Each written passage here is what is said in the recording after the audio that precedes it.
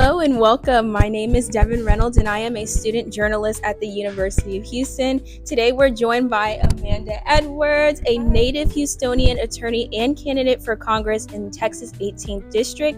She's dedicated to serving the community and empowering the next generation. Thank you so much for joining us today, Amanda. This will be a brief interview with just 4 questions, all centered on UH students and their impact on their future in our city. So let's go ahead and get started. So Amanda, there are perceptions among students with politicians that are disconnected from reality and are not able to relate to the community. So I wanted to ask, how do you challenge those assumptions?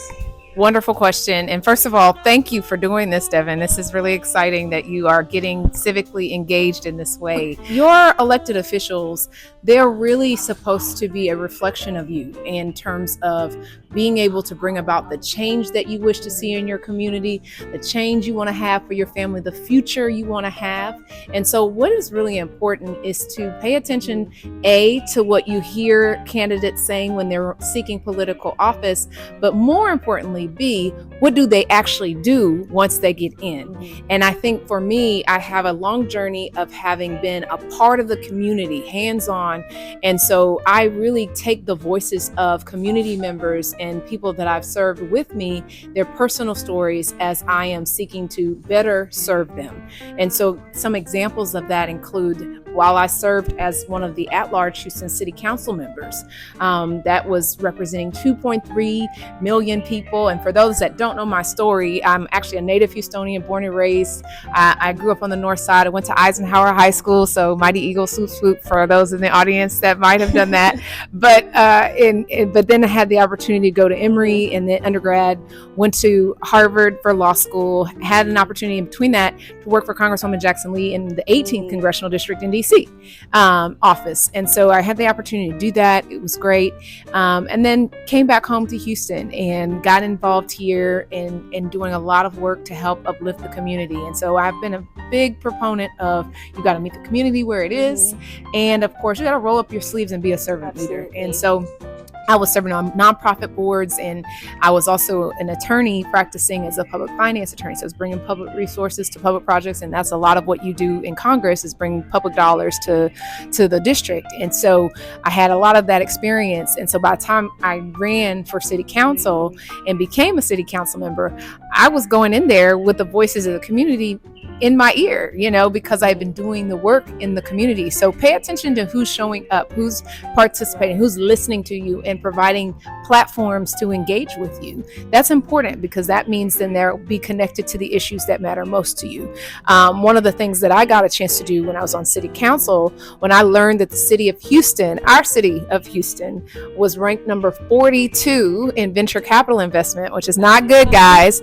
When I learned that, I said, well, I got to do something about it. And I didn't have a background in tech and innovation, and what venture capital is important for is to invest in startups.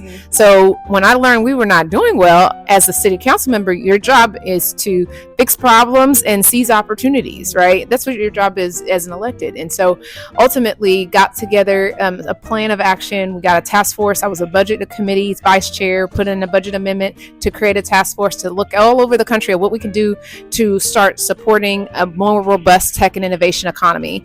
And if you've ever seen, or have you been to the Innovation District where the ION is? I actually have not. You have not been to ION. You have to go, Devyn. I really need to go. Okay, but you know what it is. Yes. Okay, so yeah, that was a product of our work. So we wanted to put in places, opportunities for the tech and startup community to be more robust and to thrive in our community, because that also uplifts the opportunities available to the next generation, like you. Yeah. Absolutely. So you have run for different offices in the past. Can you shed light on your political journey for UH students to better understand your journey? Absolutely. I was born and raised in the 18th Congressional District specifically, and grew up in Houston. So that's been kind of part of my DNA has been Houston. And I remember as a child, there wasn't a weekend where I wasn't doing some kind of service project. My great uncles used to own an old shoe shop on Lyons Avenue in 5th Ward. And so used to mentor lots of young men and young kids that were just wanting to do work after school. And so having that kind of as part of my background, understanding that no matter what your platform is, you need to make the community better than it was before you found it. Yeah. And that's been a kind of a mantra of mine. And that's been my goal. And so part of what I seek to do in public service is to create a community where everybody in it, no matter what your background is, no matter what the next person's is, has the opportunity and the ability to thrive. And that is what I seek to do as the next Congresswoman. I had the opportunity when I ran for city council, I ran at large, which means I covered all 2.3 million people in the city of Houston, and served them in that capacity. When we ran, I did not even get the endorsement of the newspaper, not because I wasn't qualified, but because I hadn't paid enough political dues. But in my mind, what are political dues? What about people dues? And isn't it about listening to people and making things happen in neighborhoods and communities? And I was doing that already with the nonprofit service that I was helping with, in addition to being a lawyer. So I ended up running, winning, getting more votes than anybody else running for office at that time, and it was a wonderful experience to serve in that role.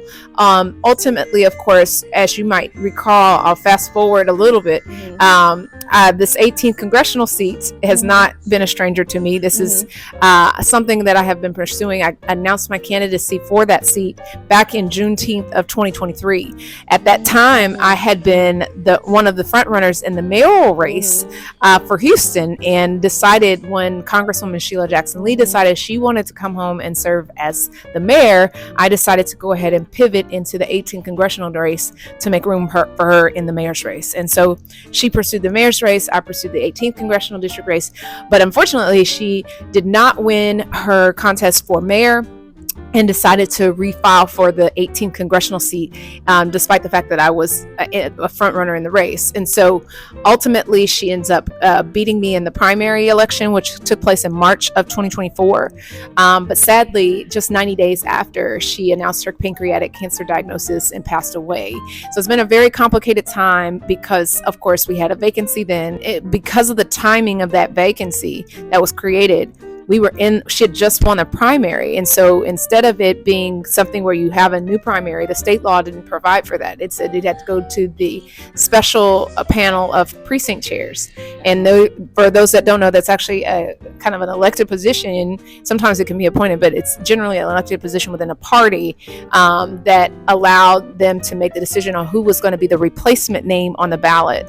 And so on the first round, former Mayor Turner, then Congressional Member Turner, we were one vote apart, and then on the second round we were only 4 votes apart. So we were neck and neck in that contest, and so he ended up being successful and prevailing by 4 votes, and so he advanced on to the November ballot, wins, and then 7 weeks into his term, he then passes away as well. So district has had a lot of loss in the last year. Unfortunately, we are now seeing games played with the seat. The governor did not call for a special election as early as he could have. He could have called it in May of 2025, but instead has called it for November of 2025. November 4th. Don't forget, November 4th, 2025, y'all. November 4th, 2025 is when he's called it. And now, of course, that delay is going to be even more complicated by the fact that there'll probably be a runoff in the race, and there's now redistricting happening. So it's a lot of complexity around what's happening in the 18th congressional district. But my point to you is this, be persistent and be committed. So whatever it is that you seek out to do, you've got to, especially if you're still going to serve people, if you're somebody who takes no for an answer, you're probably not the right person for the seat. Like when I use those examples of both Congressman Turner and Congresswoman Sheila Jackson Lee, she had lost several times before she became the Congresswoman. Congressman Turner, also 25 years, 3 attempts to become the mayor. So, if it's something that is aligned with your purpose and mission, you really can add the value that the community needs to see and deserves to see, then sometimes it's not always going to be the perfect alignment with timing. But the question is, how persistent are you and how committed are you to do and what you're asking for people to vote for you to do? Amanda, I know, it's a whole book. There have been so many changes with this seat in the 18th district, and I really do believe that you would be the person to really make that change. Thank you. My next question is, UH students often receive safety alerts, and many female students in particular feel vulnerable. especially given the recent safety concerns that have happened on UH's campus. Yeah. So what specific measures will you support or introduce to improve public safety and protect students in accessible and high-risk areas? I know that there were many headlines about student safety that have warranted concern across a broad spectrum. As a congressional member, it's our job to help convene and also to help funnel down resources. One of the things that you can do as a congressional member, you can use your bully pulpit to advocate. And so I would be willing to use the bully pulpit of the 18th Congressional District to advocate for changes for the school. But also, in addition to that, you can also impact your district by creating policies, by also bringing down financial resources. And so that's another area where, for example, there may be an issue of coordination among the various departments and what's the timing in terms of when information is sent over from one place to the other that could be putting someone at risk and in danger. These are things that, if there were federal grant dollars made available, could help to maybe facilitate better outcomes as it relates to public safety, particularly on campuses. And so looking at ways in which we can tailor solutions through grants and also by utilizing a bully pulpit. Obviously, I would be a proponent of the Violence Against Women's Act and really making sure that continues to be renewed as appropriate, because that those statutes do expire, making sure that people know that we are supportive of that.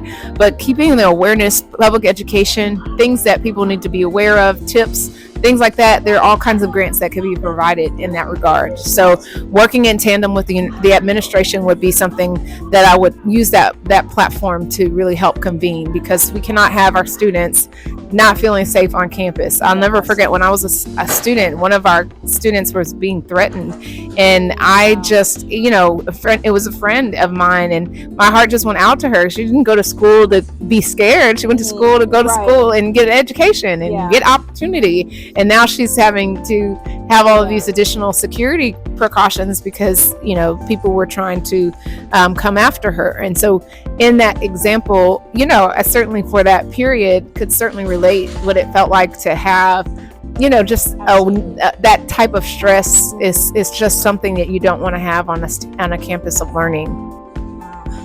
Okay. My last question for you, Amanda, is, if you had the chance to speak directly to students who feel uncertain about your candidacy, what would you say? And what would you most want them to understand about your vision, your priorities, and commitment to making a lasting impact for their future? Great question. Hi, everybody. I'm Amanda Edwards, and I am standing next to Devyn, and I'm so grateful to have her introducing me to all of you. I am running for the Congressional District 18 seat, which is now vacant because of the passing of Sylvester Turner and Sheila Jackson Lee. And my goal with running and serving in this seat is simple. It's to create a community, create an 18th congressional district where every single person in it, including our students, has the opportunity not just to get by day to day, but my goal is for you to be able to thrive. And so what is it that I need to do to make sure that you thrive every single day? And that means when it comes to education, when it comes to healthcare access, when it comes to economic opportunity for you. You shouldn't be laden with so much student debt that it looks like a mortgage before you even bought a house. But that's the direction that our society and country is going. We should not also be in a position where we're telling students who want to pursue graduate school, that big beautiful bill that just got passed, well, that big beautiful bill contained within it, the federal government will be reducing what you have access to in terms of student loans available to you when you pursue graduate school. We should be making more loans available to you versus less. And so loan forgiveness and just really trying to help lighten the burden that students will face when they make the transition outside of the walls of the University of Houston and the outside of those walls and inside into the working life. Make sure that transition is smooth, fair, and intentionally creates opportunity. So I like to do that when it comes to women and minority small businesses that lack access to capital. I'd worked on that when I was a council member. I started the Task Force for Tech and Innovation at the City of Houston, which led to the creation of our Innovation District in the ION. And so I am going to continue to pursue opportunity for all of you and try to make our community as robust and the quality of life that you're looking for and you deserve. I've been very active on issues of transportation, trying to make sure we have multimodal transportation options across our community. And of course, I want to make sure we have jobs that you want to pursue, whether that is startups in the startup community or that's not, making sure that we are home to opportunity. That's what people need to look at our community as and value your voices. And so I will be fighting against Trump's attacks on your rights without question. But in addition to that, I will have a bold vision for your future. I always tell people that, yes, my name will be on the ballot, and I want you to remember it, Amanda Edwards, on the ballot in November. But the more important name that I need you to remember is yours, because you are on the ballot. It's your future that's on the ballot. And so my vision involves making sure we have equitable outcomes for everybody to thrive in our community. And it also has the ability to come to fruition because I have the experience it takes. I've worked in the 18th Congressional District Office. I've been a public finance attorney. I've been an at-large city council member. I've been on the ground when we've had Harvey and all of the different things that you probably would want somebody in place that knows how to navigate in terms of these challenging environments and times. So again, I encourage you all to get engaged, participate, go and vote. There is an old adage that goes like this: if you're not at the table, you are what's on the menu. And we do not want our community, we don't want U of H, we don't want anybody on the menu. So make sure your voice is heard, that you're participating, and that nobody overlooks the impact that you have on this election and in your community. Well said, Amanda. Thank you again for taking the time to speak with me today and sharing your insights with the UH community. And thank you to everyone for watching. I'm Devyn Reynolds, signing off from the University of Houston. Awesome. Thank you. Here's my little tiny mic.